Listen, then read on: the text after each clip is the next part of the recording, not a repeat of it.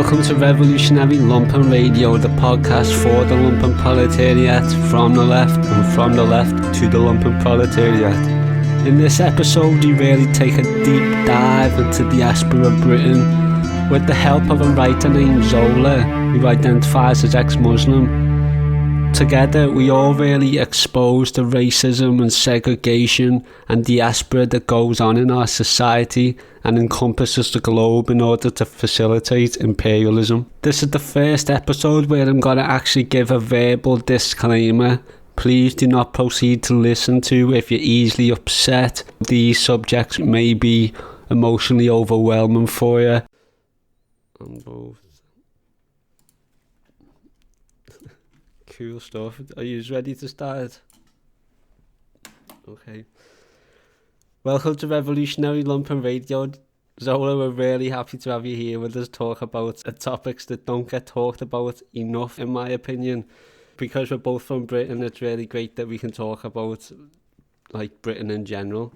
So before we go into the subject matter, it's always good to share with listeners just who our guests are in order to paint a better picture of the background, the political developments, any movements that you may be involved in, which will really help show some of your personality so that we can take that into consideration for the rest of the podcast, which will be focused on you and the topics at hand. So if you could just do that for us, that would be great. All right, thanks for having me on the show. My name is Zola. I'm an ex-Muslim, and I've had migrant parents who've left the UK thanks to feeling isolation. I used to be actually in a Muslim gang. I used to do the hardcore stuff when it comes to Islam, but not anymore, obviously. I'm now a Pan-African. I believe in radical feminism, and I would describe myself as a socialist. Awesome, thank you for that introduction. Seemed like a really interesting person from being ex-Muslim. I'm sure that was extremely difficult to deal with, especially in a community which I imagine is with other Muslims. That can be really alienating and traumatic for you, as well as being in a hardcore gang.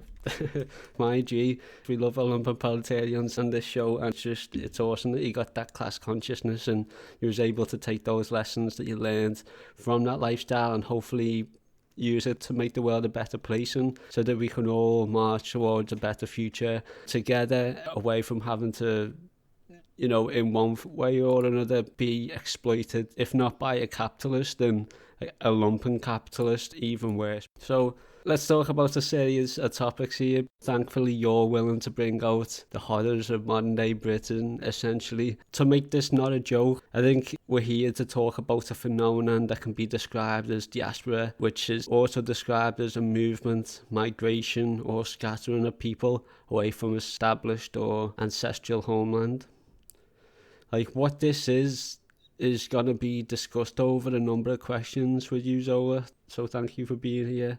Going to be discussed over a number of questions, conversation, and bringing to light why this is the most serious consequence on people's lives, in that it leaves millions of people just in the UK detached from a culture that surrounds them in their own homes or the segregated communities that they're forced into in Britain. This leads to alienation from a UK culture as a whole, British culture, as well as being detached from another homeland, either from birth or the family's birth and the former cultural ties. This is caused by racism. It is an essential component to the class structure society that aims to prevent the solidarity of the people and maintain a culture of exploitation, capitalism and imperialism, which lays a path out for the ruling classes to do as they please, while us masses are always prevented from really being non-prejudiced and actually separated from one another in our decrepit neighbourhoods with poor British social housing, which absolutely has to be mentioned. Unable for a new cultural understanding and solidarity with each other, a new humanity that will put an end to this miserable liberal capitalist system and give us a future that we can all be our best selves in, anywhere we want in the world, and with the means to do so because of our hard labour and our profits haven't been taken away from us from millionaire politicians and businessmen. So I'll end this rant now because I know that we've got a lot to talk about here. So let's move on now to, this segregation that I mentioned. Moving on to the questions now. And with all that said, what can you tell us about migrant communities, social segregation, and why do people there lean to the right? Right. So what you said about segregation already is actually quite true. It's really sad how that's the reality. But I think I'll split this question. So, firstly, migrant communities have intergenerational differences. So, the first generation, they usually come from former colonies. They can't enter the country because of the whole very high prerequisites to enter the borders, and it's kind of weird how it's not really perceived that way. But most of the time, no one outside of Europe is allowed entry to the UK without having a high skilled job so that they even be allowed a visa, allowed to even set foot outside of the borders, border control. So the first generation, they're usually very highly skilled and they tolerate all kinds of things that they get towards them because, especially when they can't go back. I mean, those that can go back after, I don't know, they've made money from working or they fulfilled whatever goal, they do go back because it's not very fulfilling, just feeling isolated or whatever. But if they do end up staying, and then there's a second generation, that's where things are different because they're British, but no one sees that, and they can't go anywhere else. Like they took school there, and that's why you see the image that yeah, maybe them immigrants, they're bad, they're doing this, they're doing that, but they can't even come to the country without having a high skilled job. And on a global scale, if we look at it, this is a loss to the home country they come from because I don't know, there's this phenomenon called the brain drain where the home country spends its resources on educating the youth and then they can't find a life once they finish university and once they've worked so hard in their home country, they just can't really find a good life promised to them. They'll just end up working for the exact same wages they would have worked if they've never went. That's why they all just take up university, take up higher education just so that they could get, the freedom that is always advertised in the other countries, which is again not true. And then they go there and their home country, it loses resource. Basically, they've just lost labor, especially in a capitalist world. We just see everything as the worth of a person is how much money they can bring to the economy, and they've basically lost that. So then the country just stays poor, and and especially in these countries as well, the best high paying jobs, because I've traveled and I've seen these countries, the best high paying jobs are from outsourced companies from America, from Britain, from Europe. They just outsource extremely boring and repetitive labor, and that is the highest paying job that they can get, even though it's still less than what these countries would pay employees for doing the exact same thing. So yeah, they are promised a good life and a good pay in Britain. Then they become naturalized, but they hold their own values.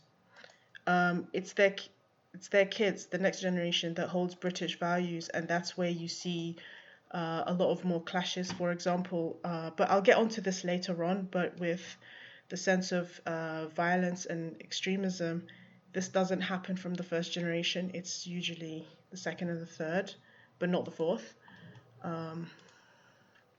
Yeah, that's where the most tension is because you grow up seeing your own parents just facing mistreatment and just bearing it with a smile, and you don't think you're different in that way. Yeah. So that is about the migrant communities. Yeah, I hear what you're saying. I mean, there's also that multi-generational thing as well, right? So, like, Wow.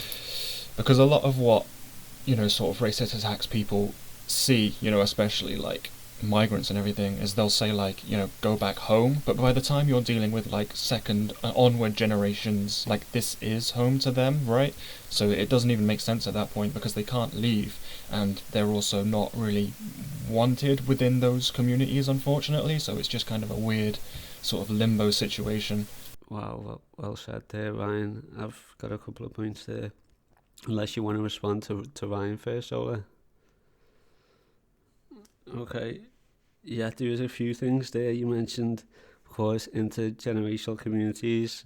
That was really interesting perspective there. I had never thought of that before. And Ryan brought out another point there, but just to take that a step further and analyse it, um, as I said, Liverpool's got actually quite a lot of, I mean, I hate to use these words like minorities, like it's stupid to say, it's like it's automatically like offensive, I think, when we're talking about solidarity here. But just in terms of identifying this, this bullshit phenomenon, we should see each other as like fellow human beings, and just gonna use that. So I'm sorry in advance for that. But firstly, the first generation people who come over here and they truly expect like a better life, that's really interesting, just because Britain really has to pull some strings here to at the same time be, bombing and doing sanctions and basically bullying through, a global trading system with these other countries, that they still think that this country is actually a good place to go to in the first place, as if the actual social foundations and fabric of that society isn't inherently rotten. But again, when you want to leave and go to what's perceived as better developed countries because of more materials and even the academia that you can achieve in Britain, and then go to these like was it outsourced jobs where you get paid more in the future, of course you can see why that's bloody tempting, and something you can aspire to do. And you have to love the elders of the first generation people who go over there. Just to continue talking about them, I've worked with quite a few of these people. You literally go to a corner store and you see again these people who have come from these other countries, and they're extremely hard-working people, like you say, not just like studying and to get qualifications that they need to enter Britain, and which are high-level qualifications. I mean, I don't know anybody personally with those qualifications, such like a high developed person. I just know like lumping and workers, working flipping, bottom end jobs. So, we're talking about extremely intelligent and hard working people. So when you see the second generation people like really see this inherent like racism, and even like all over the telly, all over the internet, just all over like Western civilization, you can see this resentment coming out. And I don't know how far I could agree that they see themselves as part of this society or culture, because or at least where I'm standing, these people are so alienated from their own like ancestral land, which the elders return to with the hard-earned money to get back from where they come from.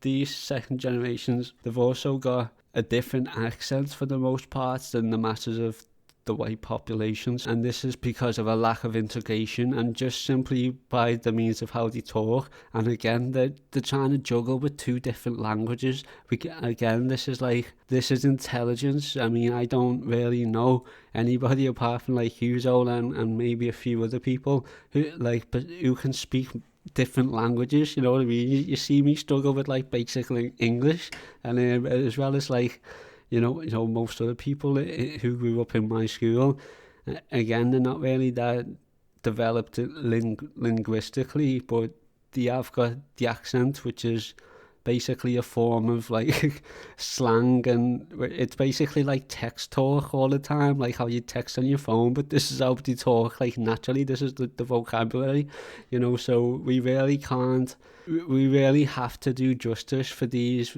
people, who we're going to be talking about and defending and bringing light to the diaspora to, because they're really great human beings, like they're really intelligent, they're really smart, they're extremely hard working, and you done well to bring that out, and hopefully I've contributed to that.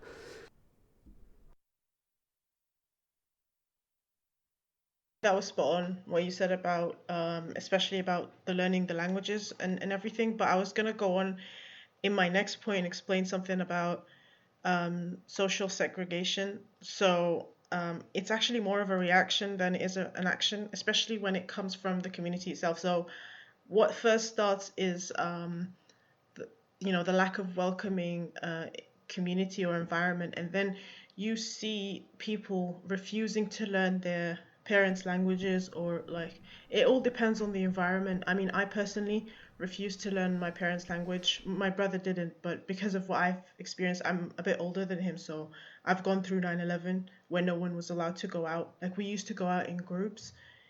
My parents used to go out in groups to pick us up from school and take us back because it was extremely dangerous.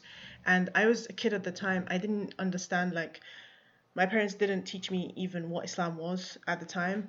But given what I had experienced, that was the first time I realized that I looked different than other people. And just being singled out like that, it's something that you really want to avoid, especially in this culture. I think this culture likes not just it's not British culture, it's just the world's culture. They love stories. They love this idea that there is this nation that looks like this, and if you the whole idea is you have to be put in this one box instead of the I think it's a distraction from the class struggle, to be honest.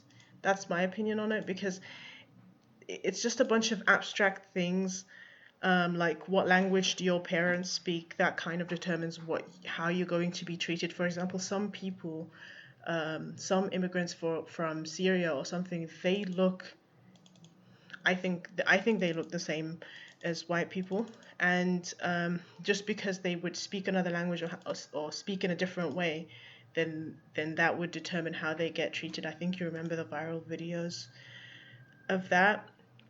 So the social segregation on the level of, I think it's just the right wing breeds more right wing, right? Because that's how the whole like Muslim community became a word. Because a lot of for example, like I said, the first generation migrants that come, they come with their own ideas of their own of their own nation, of their own national borders, of what it means to be whatever country they're from. So they don't consider being Muslim as a common point that would bring them together in the first place. They see themselves as different races or from completely different cultures, and yet because of racism or pressure, they feel like us all Muslims, we have to ignore our differences and kind of get together, right? Because the thing is, migrants are not like, they're not perfect. They've got their own racism inside their communities, but just the idea to make this whole thing of like there is an us and there's a them, it basically means your backs are to the wall, because none of this us is even about your own benefit.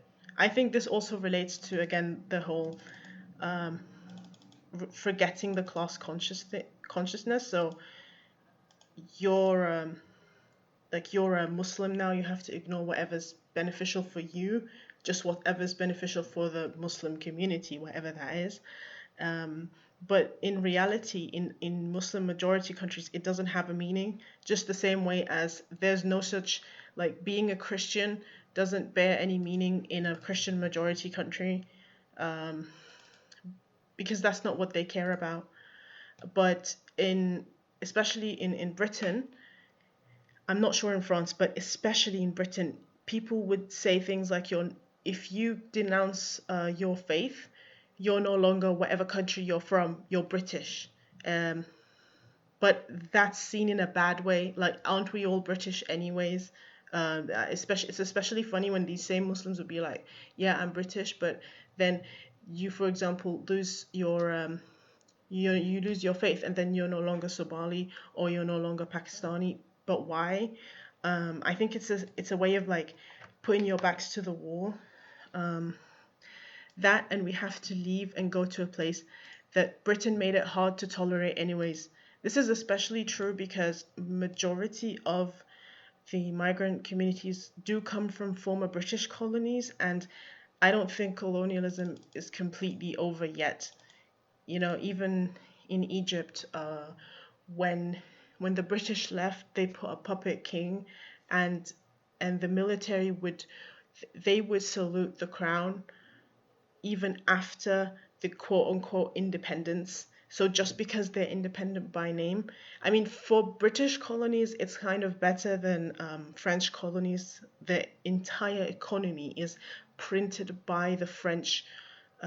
In France, it's actually printed in French territory, and then it's sent there. It's even worse for French colonies, but I keep saying the French a lot because the impact of French on the global economy is huge. I don't think that we'll be able to have proper, like, we would be able to erase capitalism if we keep having this form of neocolonialism in place. No, definitely not, right? You'll definitely have to get rid of all of them at the same time. And there's I definitely would say that colonialism's not over at all. Like, it's just simply taken on a different form. I mean, there's still all sorts of, countries involved in other countries' disputes permanently, right? There's basically the entire Middle East. You've got, like, and even if you just look at Syria itself, right, you have, like, the US and those kind of Western powers, and then you have Russia, and then, like, the proxy wars in Syria and everything, right? So it's like a constant. The way I was told, or I read something on this, that these people in charge just see the entire world like a chessboard, and the whole point is just to own and dominate as much land, control, resources, and power as possible. So each of these nations are essentially expansionist in their goals, and they're just trying to control as much as possible.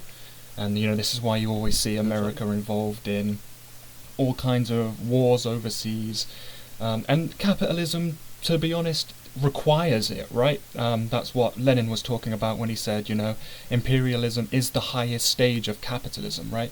Capitalism it either grows or it dies. So it's always looking for either new markets to exploit or more efficient exploitation of currently existing markets. And we can see this in, what's happened in the last couple of years. If you look at a country like Bolivia, they recently had a military coup in that country backed by the United States.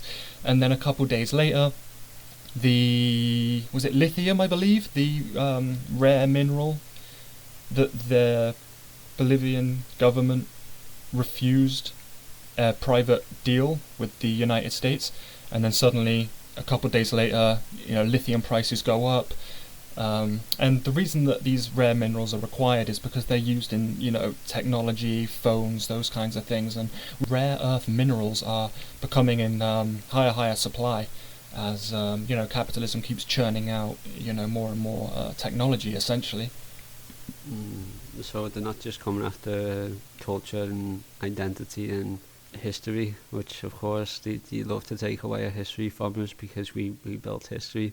We're talking about core materials and capital, which again we go into imperials, one off racism. And just to go back to what you said there, Zola, about you see racism even within their own communities. And with that being said, you also think that this is a distraction from class struggle and a distraction from class consciousness. Yes, it absolutely is. You've just got to reiterate what Fred Hampton said. He's saying that there's a class over here, there's a class over here. This is, why doesn't this class ever do anything to help this other poor class when they're extremely wealthy? Well, it's because this is the exploiter, this is the exploited, this is the oppressor, this is the oppressed. And what they love to do is they like to say, you're British, you need to hate Muslim, or you're Muslim, you need to hate white people, or you're Somali, you need to hate whoever. This is because, if these people ever stopped hating each other and stopped arguing with each other and stopped, wanting to stay within their own communities because of this inherent racism and the social pressures from their own communities, be it white, be it black, be it one religion, be it another, the alienation and the oppression and bullying that they'd victimised from their in-group, from these other out-groups, is what prevents us all from coming together and working together. Because if that ever happened, then we'd start thinking, what, maybe these kings, maybe these queens in France, maybe these prime ministers, maybe they're the bad guys, maybe they're the ones we need to turn to. And this is the very basis of why class consciousness is important. This is the core principle of what solidarity means. It means to come together, and this is why we talk about these things, why it's absolutely critical that we bring this class consciousness to people's attention. So thank you, Fred Hampton and Wrestling Power, for that analysis that I was able to use there, and hopefully made it easier for others, for some other people to understand. Just to go into another point again before we moved on, which I absolutely can't leave hanging in the air. You mentioned that you went through 9/11. That was a really interesting, upsetting story to hear, especially when to actually hear you vocalise that that's when you saw yourself as being different in society. That's genuinely heartbreaking, and again, we talk about how many millions of people across the world feel this. It's, even if one person felt it, it would be wrong, and something that we should all address as a society and humanity because it's I can't literally, I'm trying to empathise with it, but I can't. I just feel hurt whenever I try, and my mind reels at it. So it's something that we all have to deeply consider, and you know, as to the causes of 9/11, who knows? I wasn't on the flight. I wasn't the one who might have orchestrated the attacks. But one thing that we do know is the consequences to that was a flourishing of racism and a need or a want within the white population of the planet in the West to attack other people. And then again, we go into resources. Ryan mentioned lithium. Well, because of those 9/11 attacks and because of this horrendous attack on other people of other cultures, with countries with resources such as oil, which they made a goddamn, you know, oil probably costs more than lithium, and they made a lot more of it because of these 9/11 attacks. So you can call me a conspiracy theorist or what, but that's what happened. So, I mean, I don't think that's a conspiracy theory, honestly, like, because they invaded Iraq afterwards, but Iraq actually had nothing to do with 9/11, right? So it's clearly, I mean, you can clearly see that they had the agenda to go into Iraq and other such countries in the first place. And again, that's also for money, power, capital, like geopolitical influence, right? They wanted to be in the region, they want the oil, they want control, and they saw an opportunity to do it, you know, go in under the guise of 9/11. So, you know, they can do that, and capitalism functions on two different fronts, right? So you have, like, the material, obviously, which is ultimately what it's all about, you know, the private control of the means of production so that they can make a group of people rich. But there's an ideological component that exists within society that capitalism perpetuates, that exists on many fronts. So, like, racism is just one aspect of that, for sure, but it exists in any way that it can, like, divide people, and it will do that along any lines, and racism is, you know, like, one of the most obvious and unfortunate ones, but there are definitely others. Yeah, nice one for your support there, so I don't feel like I'm one of them crazy conspiracy theorists with a tin hat on my head. Again, we tie into class consciousness, we tie into capitalism and the real world effects that they use to exploit that. I just want to mention that we can respect other people who practice different religions, who have different cultural backgrounds, while working on international solidarity. These two things are achievable at the same time. Yeah, so when we talk about French colonies, you know, economic ways, that was interesting about the exportation of printed money with, I'm guessing, the French king's face on it to, you know, I don't know which countries specifically you were talking about, but don't know whether you've ever seen the Battle of Algiers. I do think you should definitely watch that. Every single one of the listeners should go and watch the Battle of Algiers. There was a revolution that took part in Algeria. They managed to push out French colonialism from the country. And, you know, you see basically what looks like a documentary. You see an amazing depiction of what happened, how this revolution took place, and how the people of Algeria were actually managed to push out a French colonial power from the country. And that's definitely something we should take a look at. I actually know that the Black Panther Party, and I know that there's comrades all around the world in different organisations who make it an absolute necessity to watch this film, because it really shows us how to work underground. There is also a number of other types of uprisings like that have taken place throughout history, right? You had like the Haitian Revolution, right, when they rose up against the slave masters. I mean, when you're talking about colonial powers, like, Britain's kind of been one of the worst ones. I mean, the Commonwealth, we're everywhere, right? Everyone acknowledges the Queen, all the way from Canada, which is part of the Commonwealth, all the way down to like New Zealand and Australia. So there really is like no corner of the world that's basically been untouched by, like, you know, the old British colonial power and the old British Empire, which, you know, basically owned everything at one point or another. The divine right of kings, where these same kings and queens all around the world in imperialist countries are basically all friends. I mean, they all used to be family, you know, against those peasants, and that's essentially what it was. They used to build castles back in the day, and then they'd have castles of grandeur all around the countries so that they could never be killed and overthrown. And then when they were away from one castle, they'd have other loyal subjects, other lords and barons who basically house sat in these castles for them, so that when they were away from those castles they wouldn't be taken over by peasants. So they gave those lords lands, and then that created, you know, a system where the king could go wherever he wanted and then return to his castles in absolute safety, and then his powers and, you know, the keep within those castles were safe and secure from the peasants.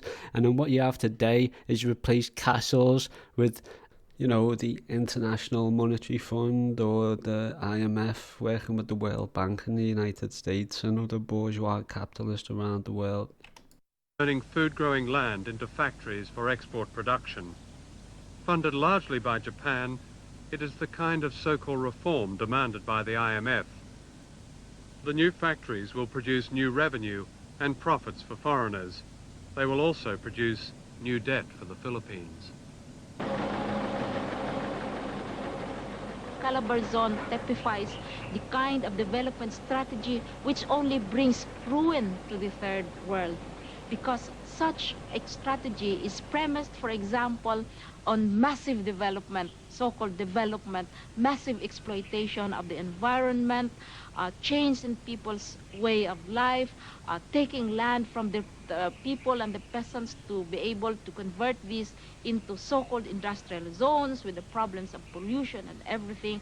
And usually this development strategy is fueled by debt, fueled by foreign investment. Vast amounts of wealth to secure their positions and basically pay for our labour, or bodyguards, or even private armies to protect their investments. Politics, and again, it's basically like having castles and lords following you about to protect you. It's really no different, because that's what the state is when it comes into its evolution from these feudal lords into capitalists. Yeah, I mean, originally, right, you had like the feudal powers, and what people don't understand about capital is like the social aspect of it. So like, even though they are a class, they all know each other, right? There is a very social aspect to capital among that class, so they all know each other, they all go to the cocktail parties and everything. They all actually, you know, get along really well, which is kind of an aspect that some people miss sometimes. Most definitely. I've got one final note, and this is to respond to what you said, Ryan, about they see the world like a chessboard, like a game, and the world is a game.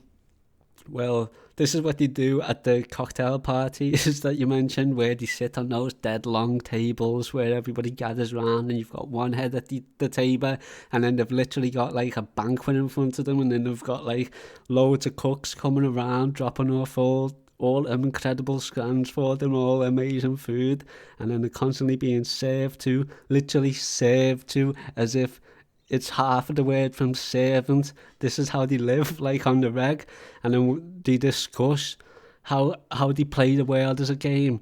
And then have you ever played the game Civilization? this is how they do it. You just develop units, and then you build universities in your civilization, and you contract science within a point, and with that science you can buy other technologies. There's other civilizations and a map with you within the game, and all the while your population grows, you have to constantly go out and build units within the map to like build an improvement on a resource. Basically, if you got iron, you want to get an iron mine, and then if you've done the iron mine, it enables you to unlock, you know, soldiers and legions with swords, and then it goes up, and then you can actually build, you know, navy ships, you can build aircraft carriers, jets, and then you're playing on a map where there's the civilizations, and you're basically playing this strategy game that tells you how the world works. And again, all the while, you've got to constantly go out and seek these amenities to keep your population happy so that they don't ever revolt. And if that happens, then you've got to kill the units that spawn, otherwise they're going to destroy all your resources. It's basically showing what riots are if your population ever gets enough dissent. And you can play the same game as them. The only difference is they play for real life, you play it on a video game. If we want to move on, Zola.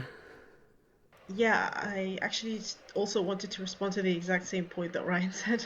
I just want to add on to it the fact that capitalism is meant, like, it's all about stories. So it also includes that the story has to come to an end, because you can't have capitalism without one side being exploited. So there has to be like a sudden recession or something. For example, to put it into context, in 2019, I read one of the magazines that predicted an economic recession in this year.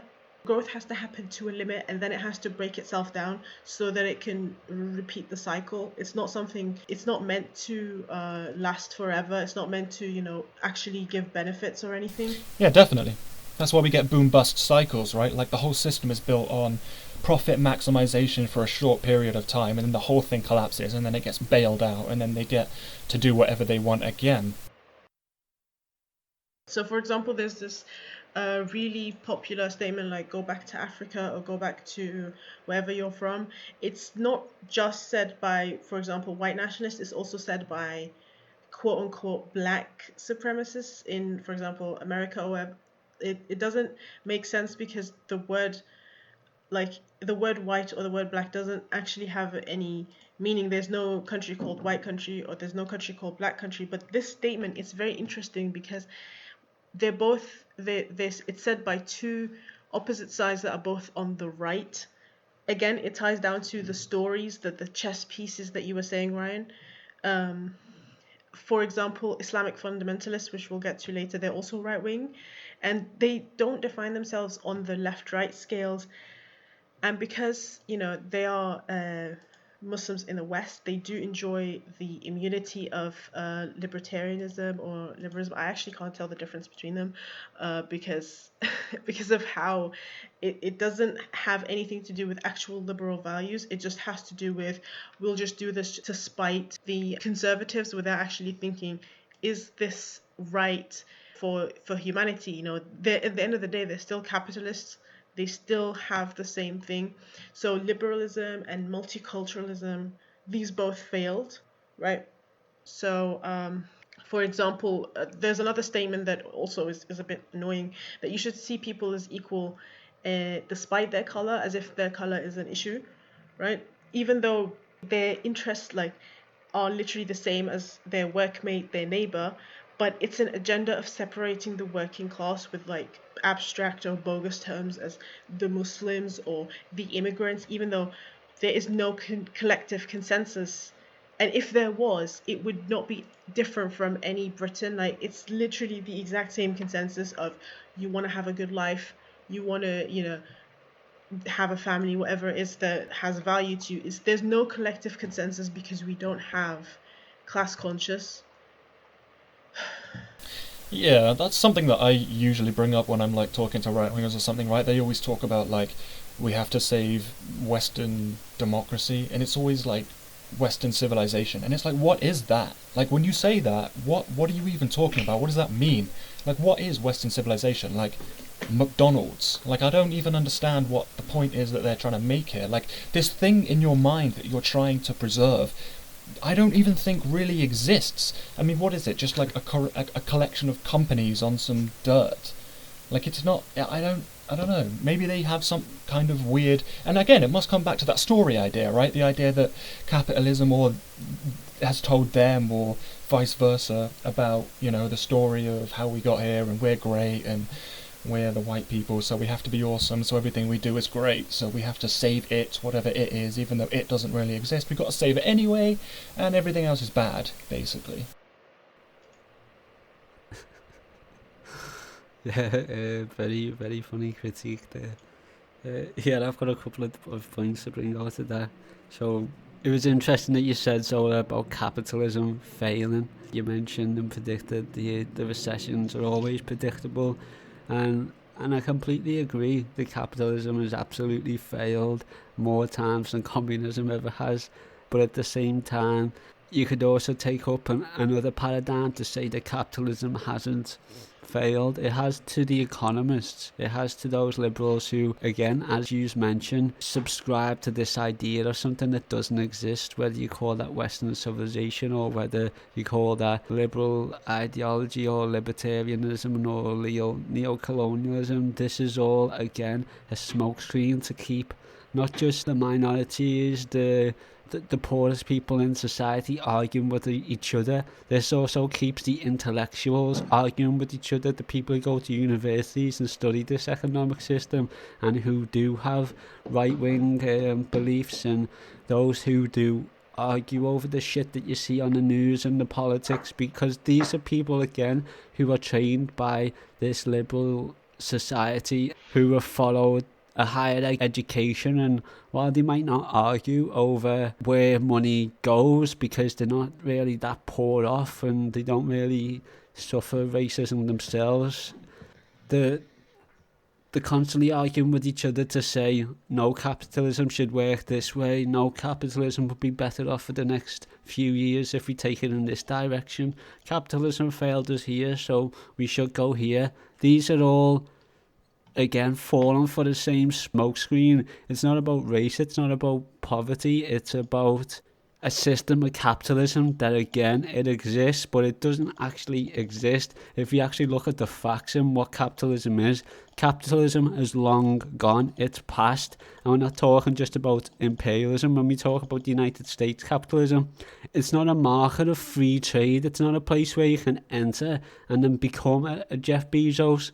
I personally believe that Jeff Bezos is only a billionaire where he is today because his father was ex-Cuban, and it's great for those people in Miami to say Cuba's a bad fucking place. Look at how evil Fidel Castro is, because, you know, Jeff Bezos' dad came from Cuba and now he's a billionaire. I also think that there's some, I mean, if you can believe that 9/11 was a conspiracy, you can also believe that these ex-Cuban immigrants who fled Castro's rule, who end up actually extremely wealthy in Miami and they get given these good jobs, then you also start to think that there's some kind of conspiracy for them to do that because it benefits capitalism, and to think that it's this free market that you can enter. But it's not. Again, it's a monopoly. If you enter the market, your product becomes so big, what happens to it? You just get bought by a monopoly of a company who owns several companies, and those several companies own 30 other companies, and those 30 other companies own another 40 companies. I mean, this is what monopoly is, and again, there's only the few ruling class people at the top who even own all of these companies. It's a facade that capitalism exists, that it's a free market. It's just another bullshit way of an ideology being fed to you, so you can all argue amongst each other as peasants or as middle class people, to actually take away from the fact that it's all run by a few minority of people called the ruling class bourgeoisie bastards. You know, so I mean, yeah, there's a couple of things to separate out here, right? Like, capitalism exists in that capitalism is, you know, the private ownership of the means of production, right? So that exists, sure. And when it comes to, like, wealthy people that came over from Cuba, that's why they left, right? Because they were the slave owners, essentially. Like, before Castro's Cuba, when it was still being run by Batista, right? It was like a slave colony, essentially. There were like slave plantations. So all of those people that left and fled to go to Miami were basically already wealthy anyway, because they were the slave owners. So those were the rich people. And it's definitely true that there's no such thing as a free market, right? It can't exist, it never has existed, it never will exist. A free market is complete nonsense, right? Like, so they always give the idea of like, oh, it's free, a free market. Free of what? Free of what, right? Like, a market can't exist without government intervention or regulation, because it's the government that makes markets exist anyway. So a free market literally can't exist. Like, it's an impossibility. And yes, Bezos definitely only got rich because I think it was his parents or something gave him like a shit ton of money and everything. And it's true of all of them, right? Bill Gates, same thing. Taylor Swift, same thing. Like, Elon Musk, his dad owned an emerald mine in South Africa. Like, yeah, as in like the actual apartheid South Africa. He owned diamond mines. And Jeez. So you can see why he looks the other way with lithium. Sorry, but go on. Elon Musk literally tells a story of like, when I came over here, I had nothing but a handful of gems. It's like, dude, like, what are you talking about? It's part of the ruling class. It doesn't matter what country they're from, because they all agree with each other. That's why you said colonialism never ended.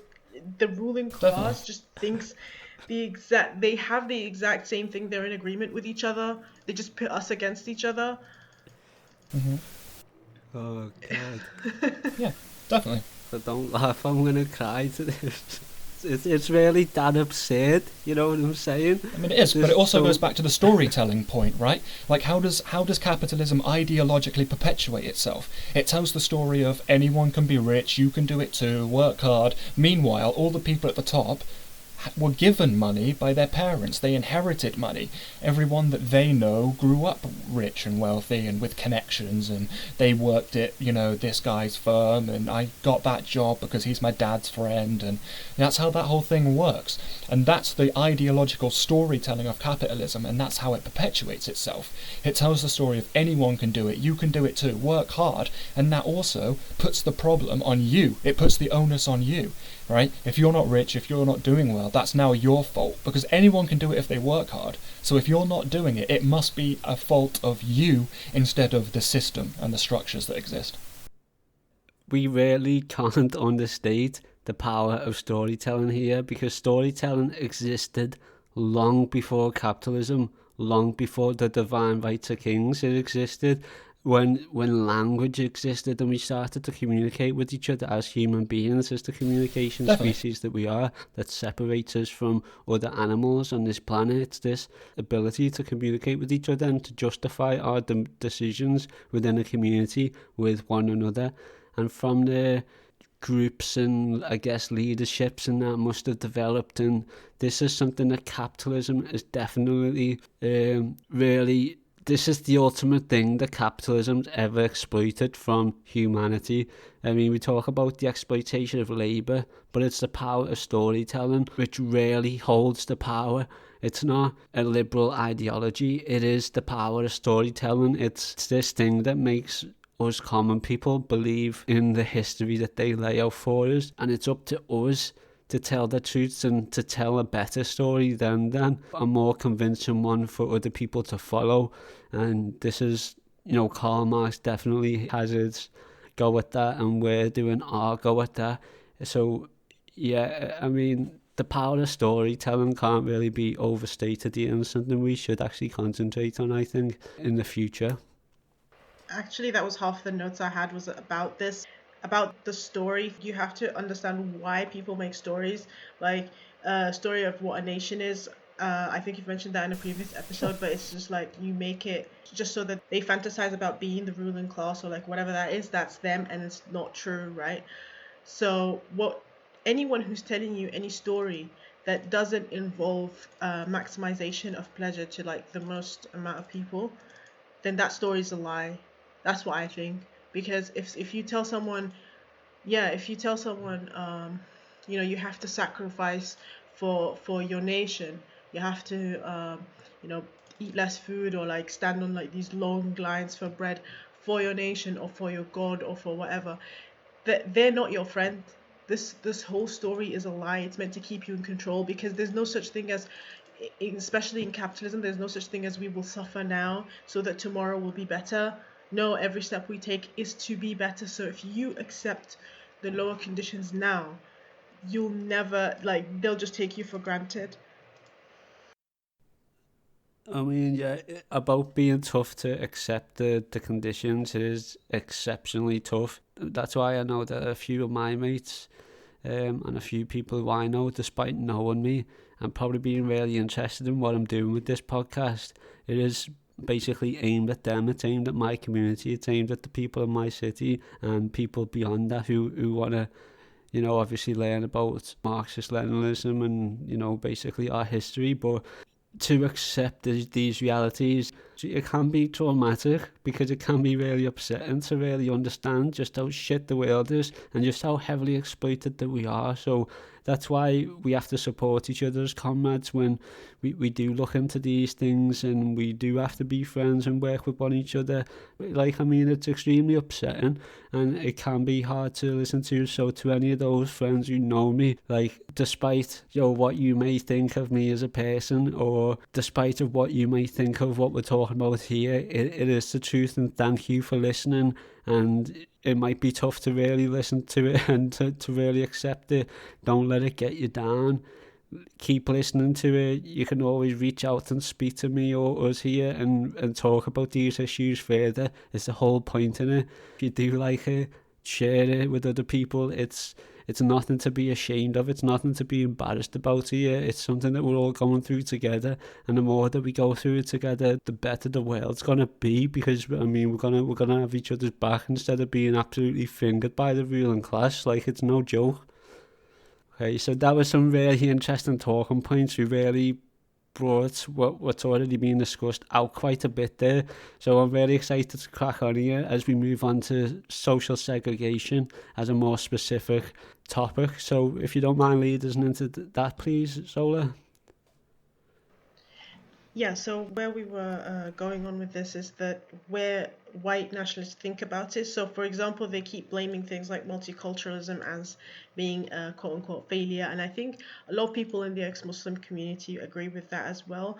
But the reasons are different. For example, there's a notion of let them, whoever they are, deal with their own problems, because if we interfere, it is racist. This is something that is shared as well by liberals. Like, there's an us and them, and we shouldn't, step this fake boundaries that were created. And this is where, especially where the intergenerational divide becomes bigger, because people who think and they are British, but then they can't really talk against any stereotype that is created for them. So this is why people like Tommy Robinson, they like to wallow in like crimes that are committed by one group against another group, especially the quote unquote Muslim against white people. And there's not any other narrative that is promoted, any like the opposite happening, or just two white people or two Muslims, that they don't care about that at all, because there's this whole we shouldn't deal with their problems, but oh, now they're causing us problems. There's this whole us and them.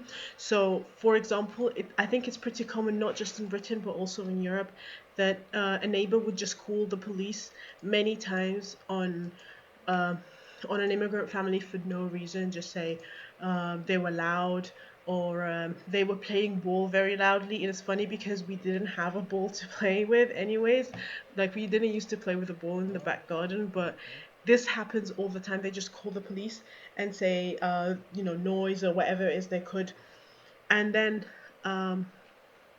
so whenever, for example, my parents actually had something that they should have called the police for, they didn't, because of what they experienced. They didn't know that the police would have been on their side if they called the police at that time.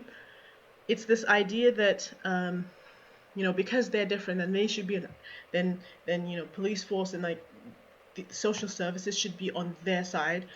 It's another depth of racism that isn't really discussed in media. That's why I just wanted to bring it up. And there is a doctor that appeared in ITV. His name is shambag. He appeared on the news saying that he encountered a woman saying that she wanted a white doctor, and the thing is, he didn't even report it immediately because he, in his own words, didn't know, despite working for over 20 years in the NHS, he didn't trust or know what the administration would have done. Would it protect him or would it defend the patient's claim? He just left the room. That's so And sad. yeah, it's interesting. You don't stand up for yourself because you think you are different. And like you were saying before about if you fail to be rich, then it's your own fault. This also applies here. There's this whole, you need to be responsible for yourself.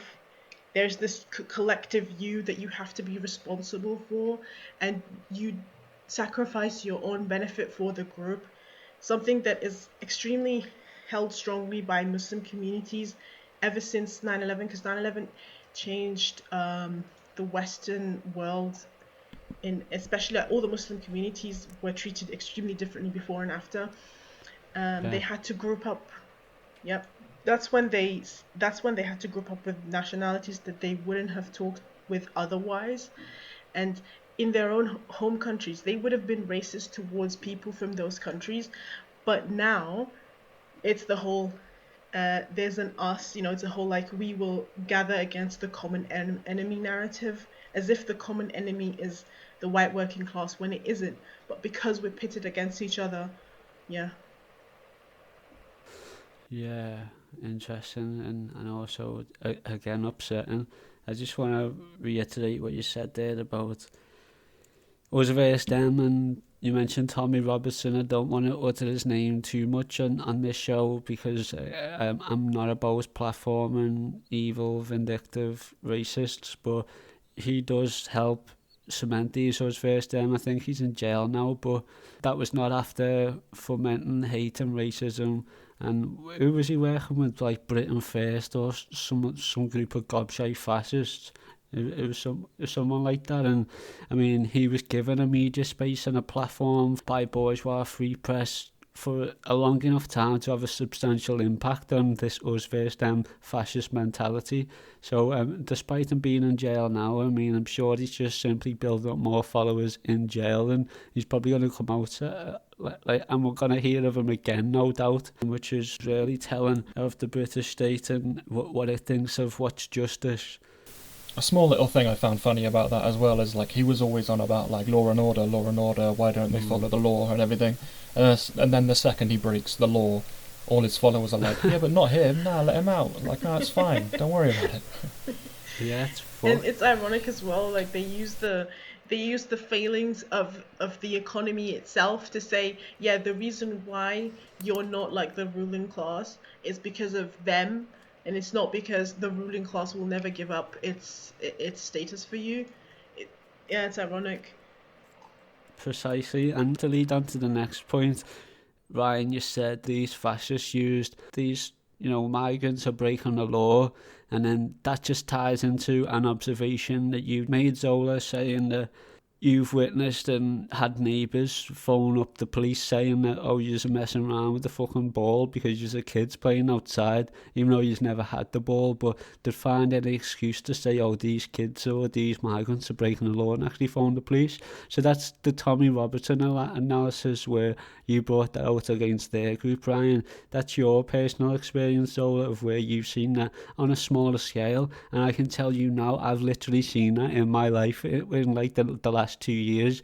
I've saw a neighbour giving shit to their neighbours a few doors down, like their parents, because kids were playing like with the football in the street, and I can't remember what it was because it was quite a bit away. I was walking the shop, but I saw her saying, oh, I tell you fucking kids with the ball and all that, and then like they've turned around and said, what are you talking about, the kids that they're not bothering you, go back in your house and that.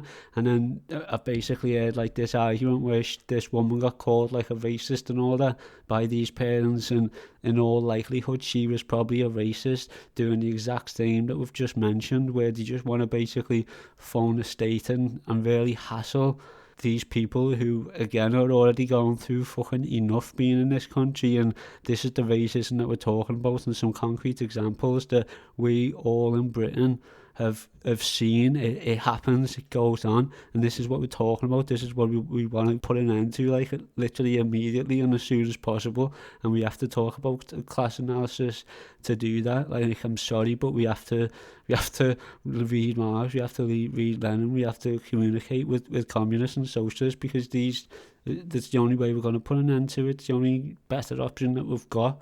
And again, I've actually heard people talk and tell me to my face to, and again, Zola, I'm so sorry again to talk about these things. I can't literally imagine what it's like, but I've actually heard like people say, oh, they never had a white doctor. They only had this other doctor from like India or wherever, who was highly skilled and intelligent, as we've already mentioned, but because I'm a racist like scumbag, like I'm gonna like be prejudiced against this other person, as if whoever you're telling this story to even really cares about what doctor you've got it being. After all, don't you want the best healthcare? Like, what planet are you living on? You know what I mean? Oh, we know it's the racist, fucking capitalist, imperialist planet Earth. God damn it. Yeah, but what you said actually leads to my next point that I had on my notes. This is why being alien or different is detrimental to survival, and this is why people tend to avoid it instead of, the whole uh, fake progressiveness that, being different is good. It's actually what you just said now, or what, like, how you were analyzing, is it's literally how people think about why we need to avoid being different. For example, they even get to the point where they exhibit the strongest of, fascist ideals like colorism and, like stereotyping, not realizing that they themselves will be seen through the same lens, all for the purpose of fitting in. This is something that's also transgenerational, because even the first generation, because they choose to immigrate, they choose to, they choose to adopt values, so they do that as well. A migrant has already crossed too many, different box. If there's like a checklist, they've already crossed too many of it, so they'd rather not anymore. They like to be more conservative leaning in their behavior, in their lifestyle. Survival means they can't afford to participate in politics. That's why they lean on the right. That's why they like to pretend like whatever is the conservative idea that we were sold as kids, like whatever it means to be British, that is what they choose to be. They become a cartoon character of what a British is meant to be, what Britain is meant to be. And if we weren't sold only one image, then it would have been different. Yeah. Then there's this, for example, there's a podcast series on BBC. I think it's still up on their app. It's by someone called Saida Wasi, and she has like this short podcast series on what it means to be a Muslim woman. It's an identity that doesn't really make sense, because you can be a woman anyways. Like, it's not something that you're being, if it makes sense.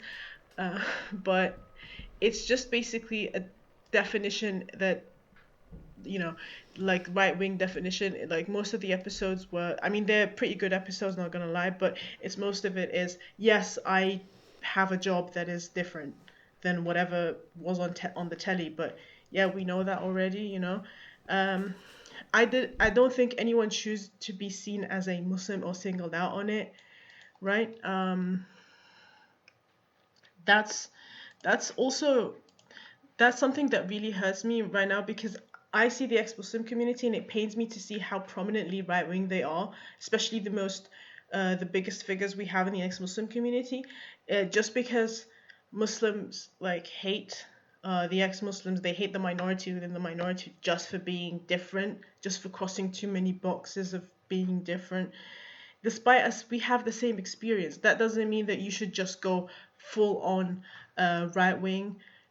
I think it's another way of pretending to fit in, of being like, of catering to complete fascists, just to say, yeah, I'm a fascist too, that means you should accept me. It doesn't make sense to me. For example, in the Netherlands, the first pretty famous figure of an ex-Muslim woman would be Ayan, and she played her cards. I mean, she got into the country in a pretty like questionable way, dodgy way, and then she joined a far right party and was campaigning against immigration, which campaign against the very same methods that she used. And when that was revealed, her own party turned against her, and they said they should revoke her citizenship because she doesn't deserve to be there. When before they were displaying her as, look at us, we're not racist, we just don't like the Muslims. I think those people see it as like a defense mechanism, right? Like, if they join those right wing parties, then they'll look at them like, oh, this is one of the good ones. You know what I mean? It's like a defense thing, because it'll be like, nah, leave her alone. Like, she's okay. It's just the other ones. You know what I mean? It's like a way to avoid criticism, I guess. Yeah, that was very, very interesting there.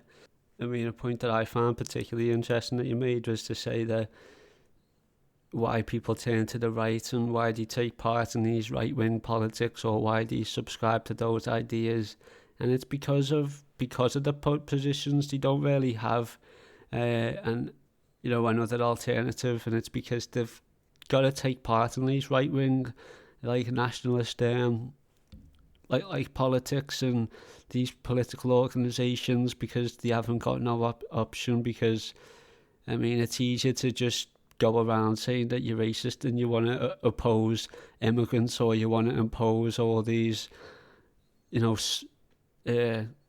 all these programs which benefit the people, rather than try and make us all, millionaires, because of course we're all just because we're all temporary millionaires.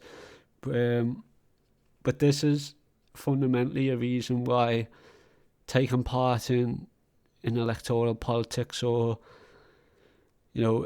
politics of any nature, is, or taking part in party politics is inherently reactionary.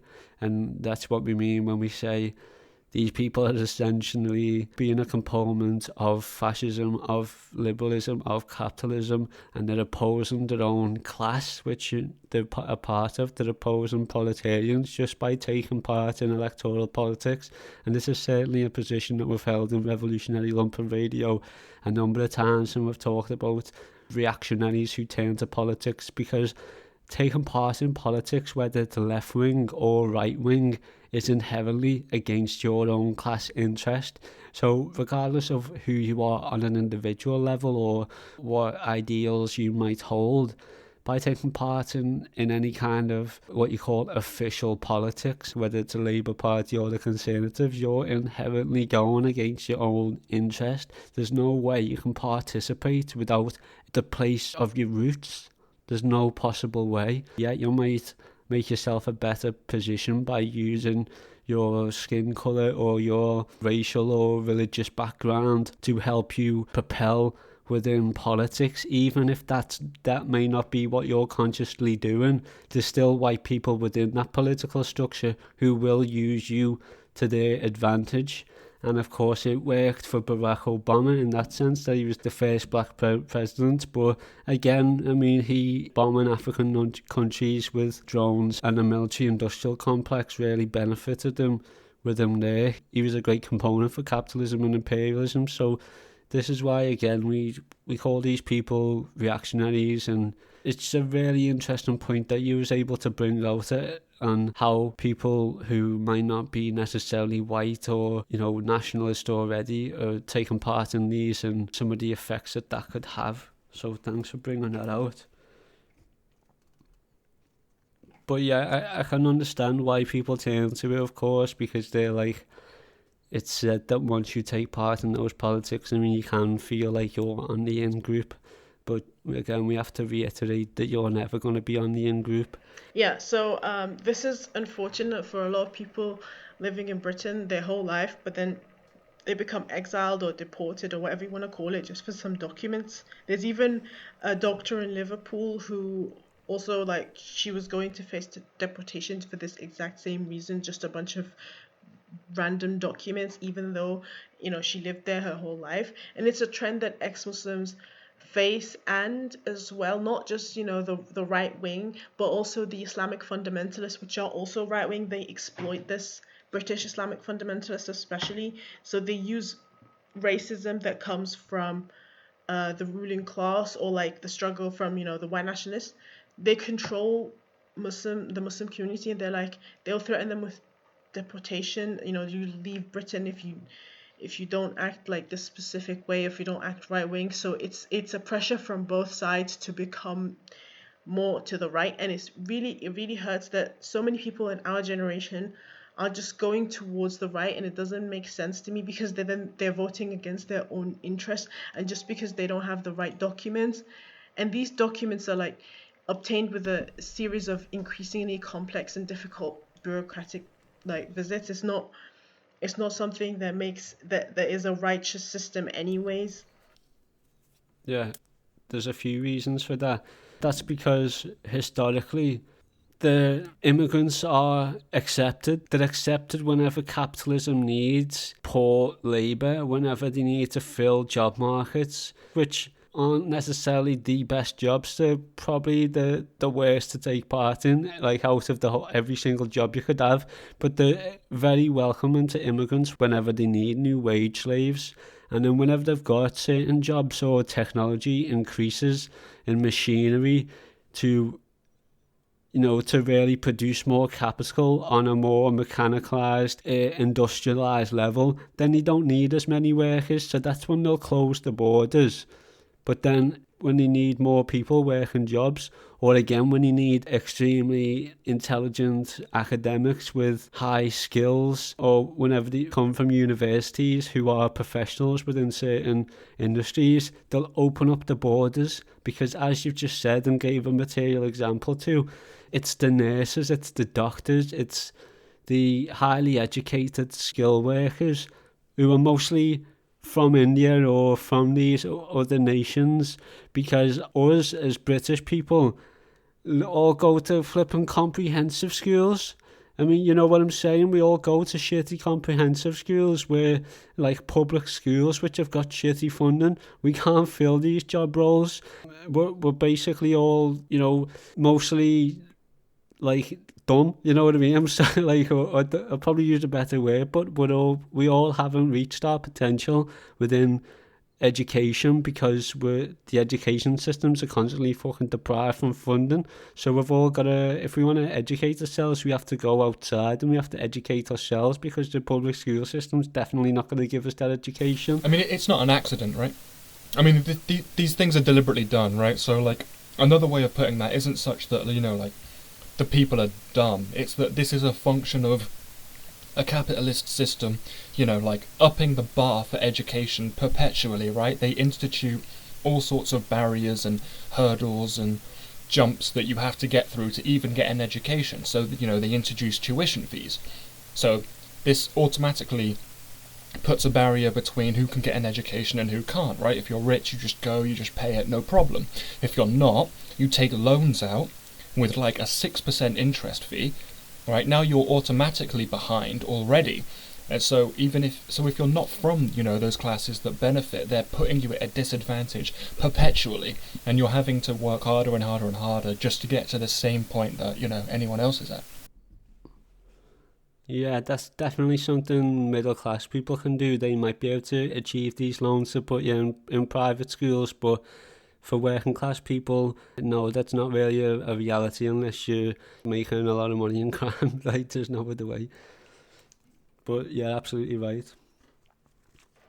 But yeah, I definitely second that, what Ryan said, and also what you said about it's definitely something that is deliberate. I think it's because they it's like what you said in the feudal government system before. They'd keep some people close to the ruling class, just kind of tell them that they enjoy the same, the same facilities when they don't, and then they would think that they already have everything. It's that incentive, because if they did actually educate Britons as easy as as easy as they got everyone else who got educated for less, they would exploit them less. I think it's purely from a capital perspective. There's more exploitation when you bring in someone whose backs is to the wall, basically. That's why segregation is very dangerous, and it's also very advantageous to the right wing, to the ruling class, both of them together. For example, the Islamic far right even took this whole backs to the wall thing to recruit people for their own agenda. I'm talking about the Western Islamic fundamentalists, because I can't really speak for other cultures. So, for example, even I think a member of parliament, his name is Khalid Mahmoud, and he mentioned in 2014 that there were more Britons fighting in ISIS than against it, and I mean people that carry the British passport. There's more people fighting there than any other nationality as well, like British, French, and German. So ISIS itself isn't even something that is created by a different culture. I think it's pretty fundamentally right wing, and there's nothing about it other than it being another spawn of fascism. It just has a different flavor, just like how ice creams have flavors. He said that there are in 2015 even people that I personally knew wanted to join, and they even took a gap year and went to Syria just to join, and they are British as well. And like there's I think 1,500 Britons there. It's an idea of, yeah, because your backs are to the wall, the only way you'll go is to the right. And I don't see anything. I mean, I don't know. I don't see anything in the world that doesn't belong to, fascist or extremist right wing ideology. It's definitely the majority, right? Like the ruling ideology. That's what we sort of went over in cultural hegemony, right? Like the economic base, which is a capitalist base, directly informs the superstructure, right? Ideology, which is everything in society that's not directly material, right? You're talking about like law, morality, music, right? Everything like that. Stories, all those stories, which is what you're talking about, which is when we tie back to the story thing. So, yeah, they are, ultimately, because we live in a capitalist system and that system perpetuates itself through stories, and it's never going to tell stories that are detrimental to capitalism. It's always going to tell stories that, perpetuate itself. And that's how you end up with a dominant ideology like that, which is, disastrous for even the people telling the stories. It's disastrous for them too. Really interesting points there. Just to go back on what you said about not using words like Islamophobia, even though we did kind of discuss this episode previously, talking about, whether that should be some of the topics that we're going to go over when we decided to do this. I can see why you didn't want to use words like Islamophobia for the episode and within it. And that's because when we're telling these stories, we do have to speak to the masses in as best possible understandable terms that we can, while also speaking as Marxists and giving a class analysis. So we have to use words interchangeably, and we have to kind of, speak in the easiest terms as possible, while also going into kind of complex situations which are inherently complex, because this means that when people do have their backs against the wall, that's why they're going to turn to the right, okay, because it's the easiest thing to go to. Its ideology is extremely simple. You're poor, you're oppressed, and the reason is because of this other outside group. And it's really, we can't stop going back to it, because this is as simple as it is. And also there's the fact that the left are also seen as, crazy communists who live in an idealist world, and communism's failed a billion times, and communism's killed over 100 bajillion people. So don't ever think about turning to the left, because you live in a dream world, basically. So again, just to reiterate, that's why the people turn to the right, in my opinion. And what that does, to also contextualize what you said, I didn't know that about ISIS. There's so many people went over to Syria to help ISIS cause basically brutal genocide and slavery and oppression, and they done some grim stuff, you know what I'm saying? But it really wouldn't surprise me that so many people from Britain or the West would go over there, because who was it that goes over into Syrian or Iraqi towns and slaughters innocents and puts them against the wall and cuts their heads off and rapes them? It's the British Army. It's the US Army. It's the bourgeois military. They did that long before ISIS, so I'm not surprised that they do it when those forces, for the most part, come out of Iraq or come out of Afghanistan or Syria, wherever ISIS were. Yeah, it's interesting that they're going to go back and do it again, but instead of with the British Army, they'll do it with ISIS. This just reminds me of a story I read about, it wasn't even that long ago, right? It was about like Pentagon trained militia got into a firefight with CIA trained militia. So it's like these people are just training and arming different groups of people, and they're so unorganized, they don't even cooperate with each other to know.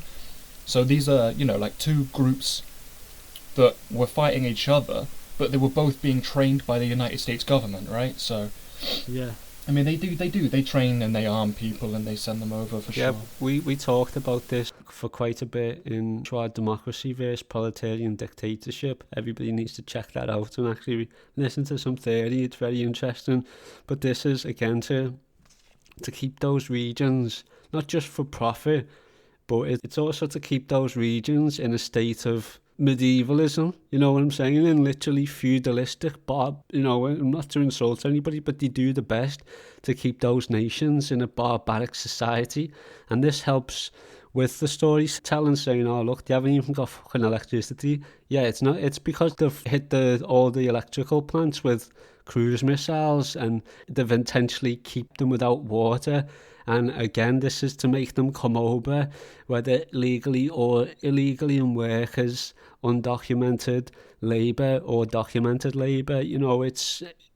It's a common tactic, and they're going to continually keep the Middle East in as primitive society as they possibly can, at least economically or economically, all while the people of those lands are suffering diaspora in their own land and nation, as well as coming under attack from fascist and imperialist ideology. Again, we have to go over these terms with theory and bring it out into context, because however you look at it, we always go back to Marxist theory, and we can't just paint the world in exactly how it is. So it's great that you could bring out very material examples, and I think that we've done a good job at that so far. That was all really interesting there. I actually finished everything. I just want to say thank you for this analysis. It was pretty good. Honestly, I just want people to go back and listen to what you said again. You kind of summed up everything quite perfectly, because I just brought examples, but you kind of linked it together. That's exactly what's going on. I think this is an excellent analysis that you just put in, and people need to hear this. People need to understand that it's not like they're foreign countries, so they have issues. This is all in context. This is all part of a plan. Yeah, most definitely. Awesome. Thank you very much for that. Some kind words. I've got to thank both of you. We done this together, and as well as the heroic sacrifices of proletarians and revolutionaries before us who were constantly fighting for a better world. And to not move through periods of history over and over again, like actual craziness. You know what I'm saying? Even Albert Einstein was a socialist, so you know what I mean. This just makes perfect sense, and yet everybody needs to take it on board and also share it, because it's important. It's no good if we're just speaking to ourselves. Hopefully other people are really going to see the power in the truth and really want to really share it and help people understand this class consciousness. What became of the children of Diaspora, those that innovated in their ways and their vernacular, those that saw the traces in the faces of the massacred? I wonder what became of them. Tell me what became of them. I wonder what became of them. Tell me what became of them. I wonder what became of them. Tell me what became of them. Lost in this city of fog, rarely seen by the sun. Just cause you're both beneath it doesn't mean that you're none, never captains of the ship. They mistook us for some passengers. Now we're stuck here singing soul music from Diaspora. Your host can't relate to your sense of dislocation, type of pain that could not be contained in a dissertation. The reason that the terrified are setting fires, the reason they couldn't jeopardize Zephaniah. Considered as a compliment if your beauty is fetishized, your history is power. That's the reason some are petrified. Colonial mimic mascot crying behind a mask, or a man with amnesia trying to find his past. Anthony Walker never had a weapon, but they still got him. Stephen Lawrence never had a weapon, but they still got him. Mark Duggan never had a weapon, but they still shot him. They call him first world diaspora problems. Don't you wonder what became of the children of diaspora? Those that innovated in their ways and their vernacular, those who saw their traces in the faces of the massacred. I wonder what became of them. Tell me what became of them. So Hadid was a child of diaspora, so fear not, fear not. Edward Said was a child of diaspora, so fear not, fear not. We never bow to the queen, no. We never bow to the queen, no. We never bow to the queen, no, no, no, no, no, no. We never bow to the queen, no. Never bow to the queen, no. We never bow to the queen, no, no, no, no, no.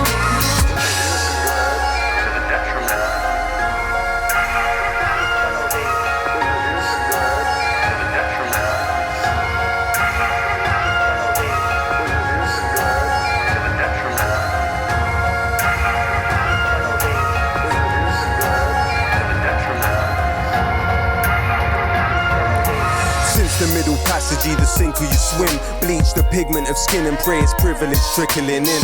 Are we missing a link? Diaspora's the reason MJ did to his nose what they did to the Sphinx, and why Marley made the most classic of art. The reason Gabby Douglas didn't put her hand on her heart. The reason Malcolm Little changed his name to X. The reason the president's melanin remains a threat. Ahmed made a clock, they arrested him, mangled his name. But the root of the word is to thank and to praise. Racism manifests in many cancerous ways. We must rally for change in these most tragic of days. Cause Emmett Till never had a weapon, but they still got him. Tamir Rice never had a weapon, but they still shot him. Alton Sterling never had a weapon, but they still shot him. They call him first world diaspora problems. Don't you wonder what became of the children of diaspora? Those that innovated in their ways and their vernacular, those who saw their traces in the faces of the massacred. I wonder what became of them. Tell me what became of them. Nina Simone was a child of diaspora, so fear not, fear not.